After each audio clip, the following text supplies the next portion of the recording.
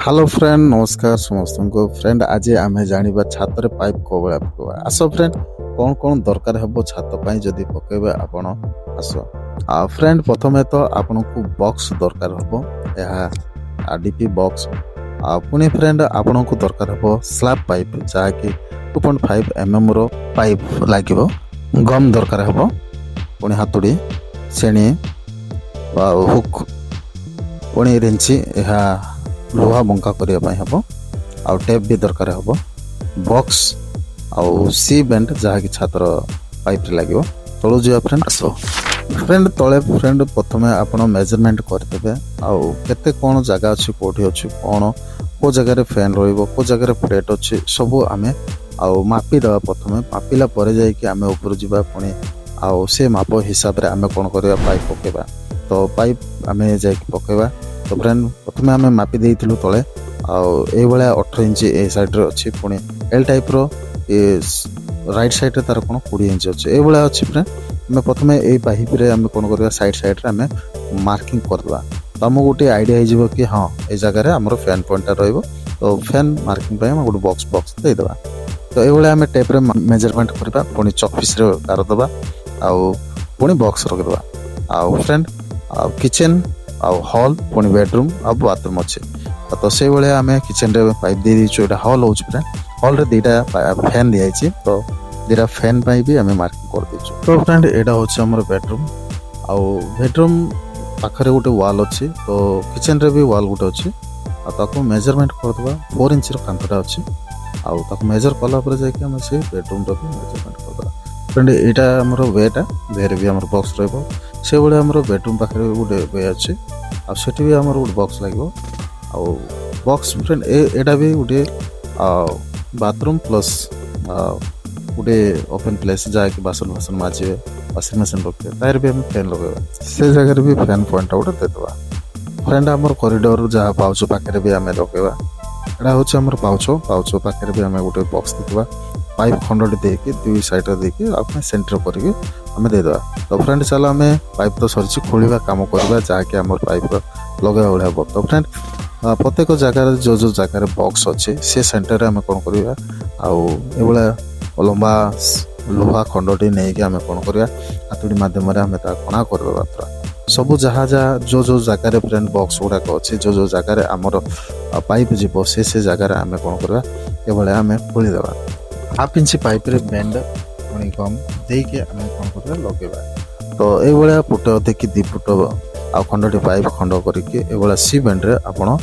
pipe लगे आउ direct न लगे गम लगे फ्रेंड जहाँकि लूज हेले भी बाहर बने एटा सहज लूज भी हेनी फ्रेंड चलो फ्रेंड देखा फ्रेंड आपण गम लगेला टाइम रे देखो ये गम लगे पुणी पाइप लगेला टाइम रे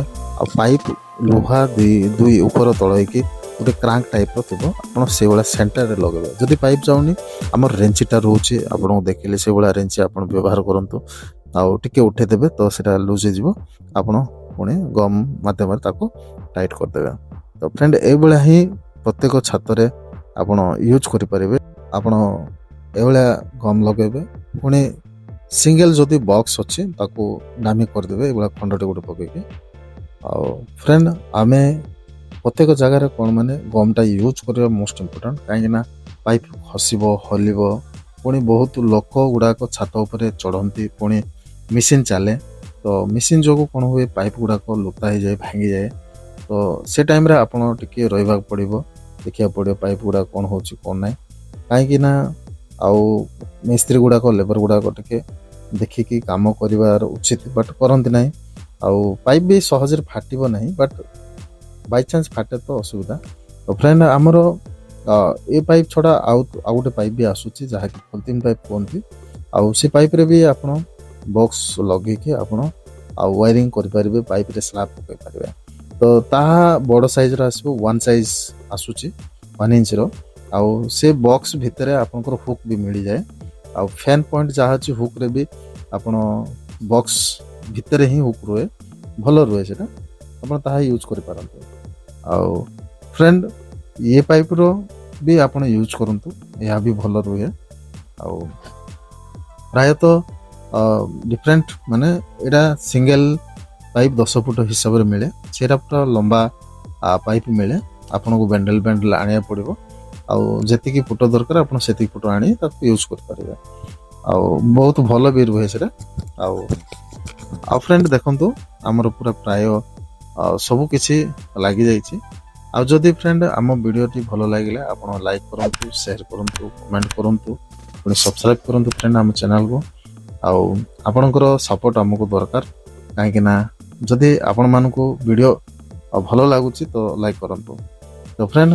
ଆଉ ପାଇପ୍ ଲମ୍ବା ଯଦି ରହୁଛି ସେତେବେଳେ ଆପଣ ସକେଟ୍ ଲଗାନ୍ତୁ ନାହିଁ ଯେତେବେଳେ ଛୋଟ ଖଣ୍ଡଟି ରହିବ ଡିଷ୍ଟାନ୍ସ ସେତେବେଳେ ସକେଟ୍ ଲଗାଇ ୟୁଜ୍ କରନ୍ତୁ ସେତେ ଭଲ ରହିବ ଆଉ ଲମ୍ବା ଦୂର ଥିବ ଲଗାଇବେନି କେବେ ବି କାହିଁକି ନା ପାଏ ସ୍ପ୍ରିଙ୍ଗ ପେଲିଲା ଟାଇମ୍ରେ ଅସୁବିଧା ହେବ ପାଇପ୍ ଦୂର ଥିବାରୁ ସକେଟ୍ ଥିଲେ ତାହା କେତେବେଳେ ଯାଉନି ତ ତାହା ଟିକେ ମନେ ରଖିକି ୟୁଜ୍ କରିବେ ଆଉ ସିମ୍ପଲ୍ କାମ ଫ୍ରେଣ୍ଡ ଆପଣ ଇଜିରେ ଭିଡ଼ିଓ ଦେଖିକି ଆପଣ ଆରାମରେ ଶିଖି ଦେଇପାରିବେ ଜାଣି ଦେଇପାରିବେ କରିଦେଇପାରିବେ ଆଉ ଫ୍ରେଣ୍ଡ ଦେଖନ୍ତୁ ପୁରା ଡିଟେଲ୍ ଆପଣଙ୍କୁ ଏ ଭିଡ଼ିଓରେ ଦେଖାଯାଉଛି ତ ଫ୍ରେଣ୍ଡ ଆମେ ଛାତ ଉପରକୁ ବି ଆମେ ଗୋଟେ ପଏଣ୍ଟ ଦେବା ଯାହାକି ଛାତ ଉପରେ ଯଦି ଆଉ ଗୋଟେ ଘର ବାନ୍ଧିବେ ତାହା ଏପଟରୁ ଲାଇନ୍ ନେଇକି ଯିବା ଆମେ ମିଟରକୁ ତ ଦୁଇ ଜାଗାରେ ଦେବା ଗୋଟେ ବାଥରୁମ୍ ପଟ ଦେବେ ଲାଷ୍ଟ ବାଡ଼ି ପଟ ପୁଣି ସାମ୍ନା ପଟ ଦେବେ ଯାହାକି ମେନ୍ ତାର ଆସିବ କରେଣ୍ଟ ତାର